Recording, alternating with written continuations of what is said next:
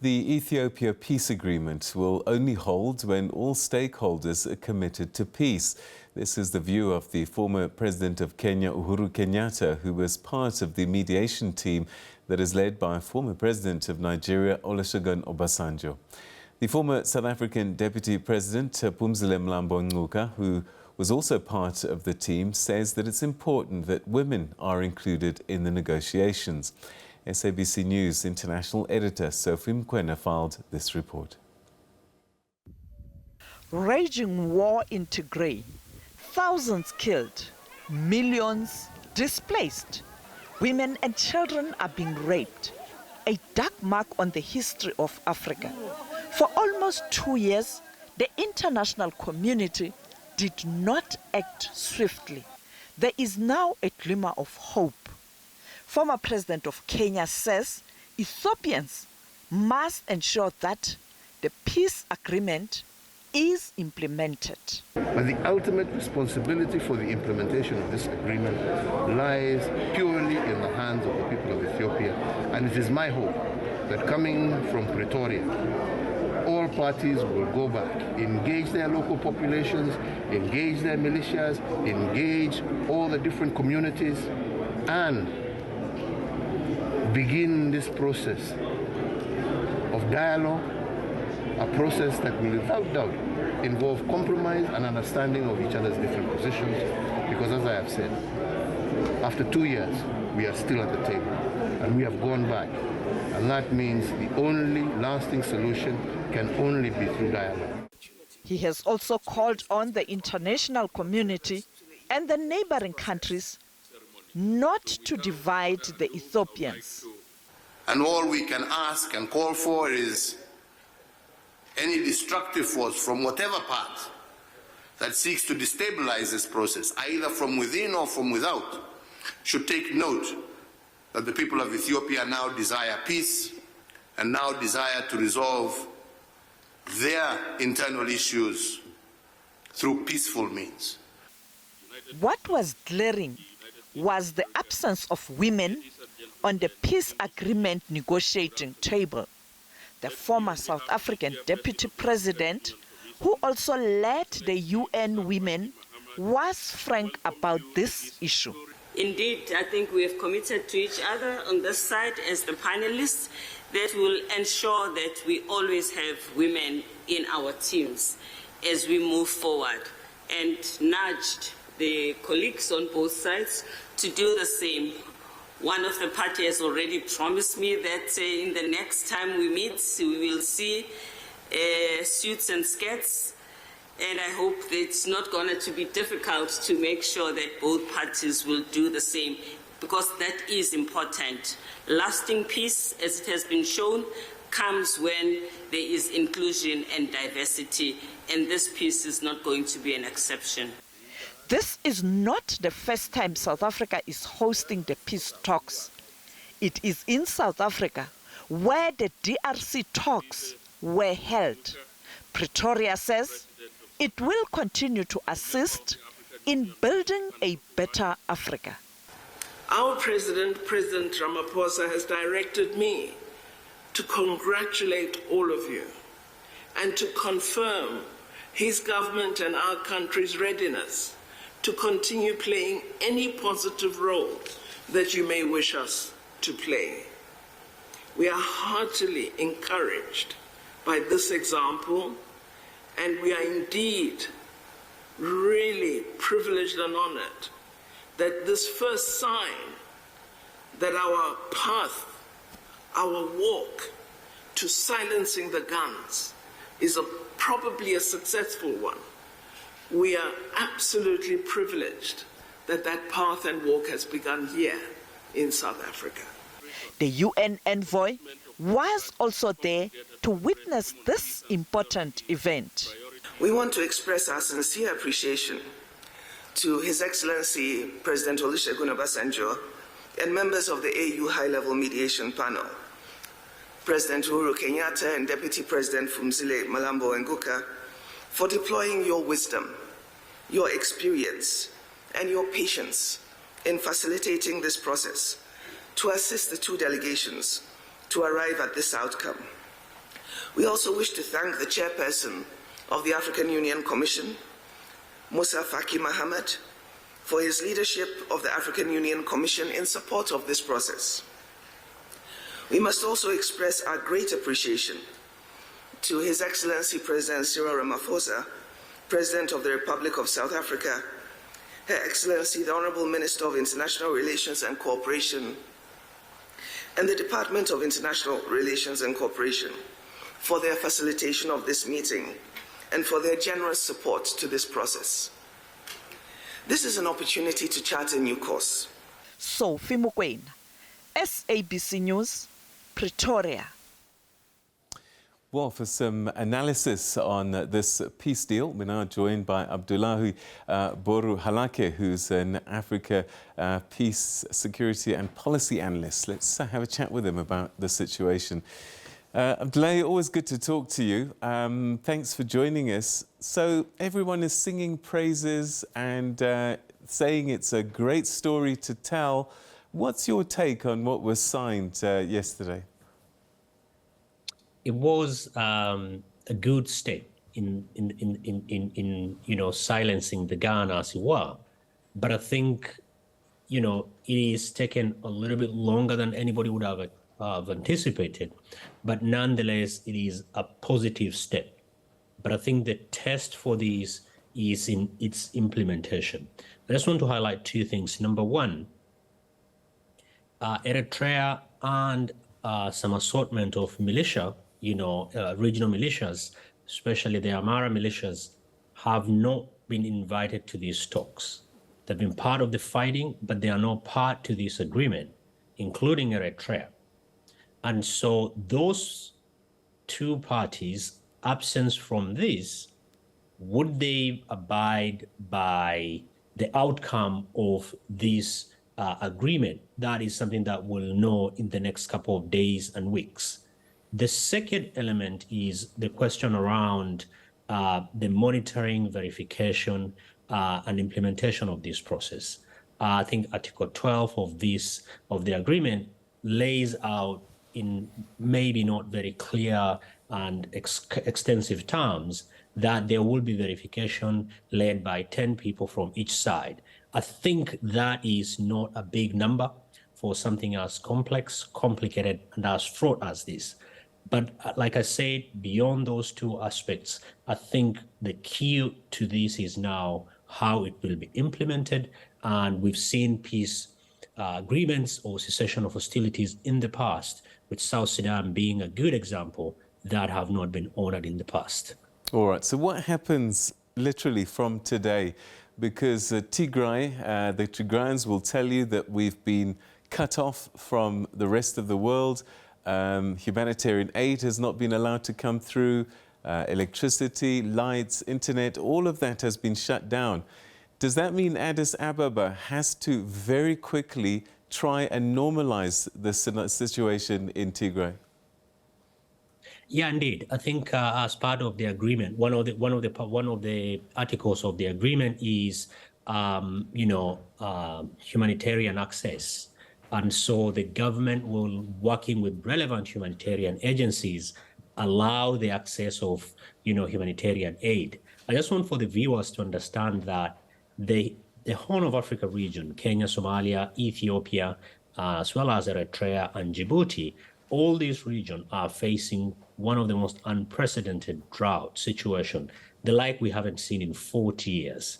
And so it's not just conflict that is causing people to need humanitarian aid. It is also the drought, but when combined with conflict, particularly in the case of Tigray, 5.2 million people are in need of humanitarian aid. I just want to underscore, even within that group, 5.2 million, there are people with HIV/AIDS treatment, there are people with diabetes treatment, there are vulnerable people whose Social Security pension has not been received as of yet. So all these things will now start to be, to be being freed up, banking, internet, and the rest. And so all those are going to be very, very important. And the agreement also makes it very clear that humanitarian aid will not be used for anything other than for humanitarian aid. But I think all these will be tested in the next few days. This is an area that has been cut from electricity, internet connection, banking services, and so as well as humanitarian access, particularly since the flare up from the 24th of August of this month. So all these are why I said at the top that it will be very important how the implementation of this is done, and that will really determine if the region, that is the Tigray and Ethiopia, and by extension the Horn of Africa, will be able to see sustainable, lasting peace.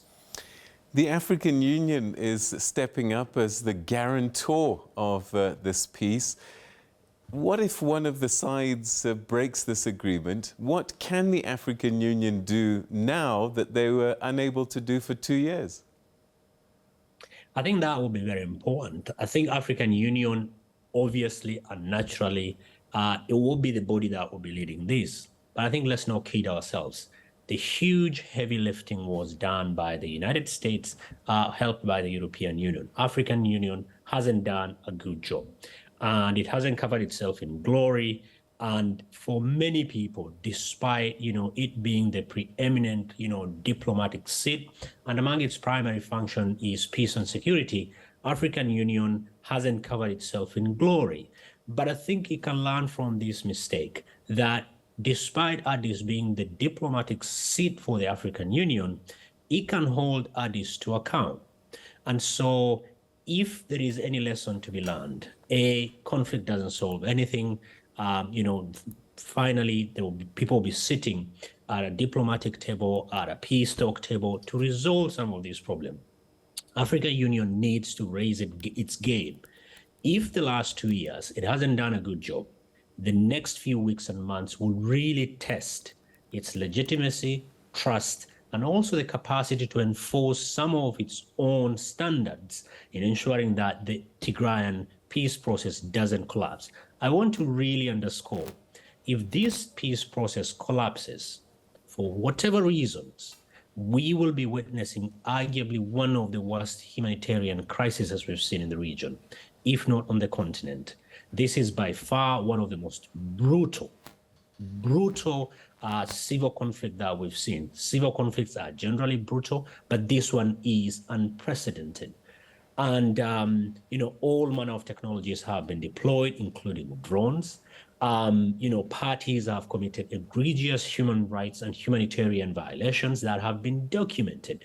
These things are happening in real time, and it's been 2 years, and 2 years is too long. If this breaks down, we will be seeing a massive, because of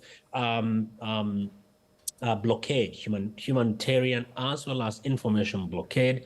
We cannot authoritatively estimate the number of people who have died so far, but proxy indicators shows anywhere between 400,000 to 600,000 people have directly or indirectly died because of this conflict.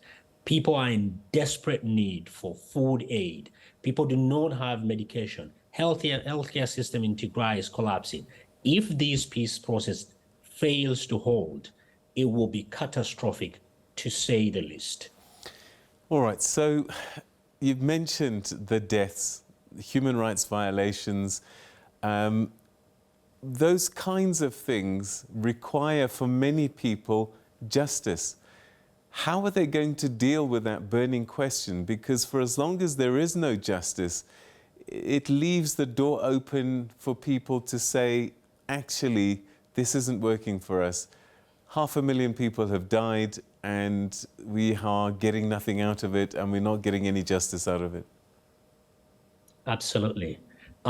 If this peace process prioritizes peace over justice, that will engender impunity, and impunity begets impunity. We've seen it. History has served us very well. So I think there is an article within the agreement that talks about justice. Again, the proof is in the pudding. If the mechanism that, under the article they said they will be able to establish an accountability mechanism, and they fail to do that, that could be a big source of problem moving forward. Even if peace holds temporarily, and that can be 10, 15, 20 years, it doesn't matter. I think people who have committed egregious human rights violations on both sides, both the Tigrayan forces, Eritreans, Ethiopian forces, and the assortment of militias in the regional militias, if they are not held to account under the law of Ethiopia or the international humanitarian and human rights law, we will not be solving this problem. If anything, we're just kicking the can down the road, and at a convenient time, it will again explode. Ethiopia really needs a true justice mechanism. It's not just justice, but also a real reconciliation. The 2 years that we witnessed as a conflict years is not something that came out of the blue. It is something that has been allowed to fester by political leadership, right? And the question of what sort of country, what sort of political arrangement, what future governance system is at the heart of this, Peter. There are people who believe that Ethiopia should be centralized and governed under the guise of unity, and that's the people on the Prime Minister Abiy's side. There are people who believe that the last 27 years, with all its problems, has shown us progress can be made under ethnic federalism. So I think those are the questions that need to be sorted out. And that process is not easy, but that process needs to happen as part of this peace process. For this peace process to hold, the various parties need to be motivated. I would imagine that it's easier to see the Tigrayan scenario because they are the ones that are suffering the most, displaced the most, and the humanitarian crisis is seen more on the Tigrayan side. What's the motivation for Abiy and Addis Ababa to keep this peace process? They have no option but to keep the peace process. I think despite the Tigrayan region bearing most of the brunt, Addis is also continuing to suffer. The economy is not in good shape. The level of debt that it has right now is significantly higher, because when you deploy most of your active resources towards war, there is an opportunity cost. You are taking that from school, you're taking that from development, you're taking that from agriculture and health. So it also behooves Addis to be able to see it in that regard, and so it is important for Addis as well, whose military really is being propped up by Eritrea, to see that it is in a volatile region where if it doesn't have a strong military, it won't be able to, defend itself. It has tension with Sudan over boundaries dispute. It has tension with Egypt over the dam. So all this requires them to see that. Furthermore, it is the obligation of the state to not kill people. I've had conversations where people talk about, oh no, Ethiopia is the seat of Pan-Africanism. Peter, we've had this conversation before. There is nothing Pan-African about killing your brother, raping your women, and people starving. In 2022, people shouldn't be starving because there has been failed rain. We know how to deal with this. Distribution of food, denying people food, people dying, not because there's not adequate food, but because the government is not allowing food to come in 2022. I don't think it's a good image that Abiy and Addis would want to be reflected outside the country. Abdullahi, that's where we'll leave it for the time being. The coming weeks, very, very important. I'm sure we'll chat again to see just how much progress is being made. Thanks for your time and your analysis. Thank you, my brother. All right. As always. Thank you. Thank you. That's one of our regular commentators on the Horn of Africa region, Abdullahi Boru Halakhe, speaking to us about this peace deal that was signed yesterday. Ethiopian hostilities, they've been coming to an end, they say, but concerns about what happens next and will it hold?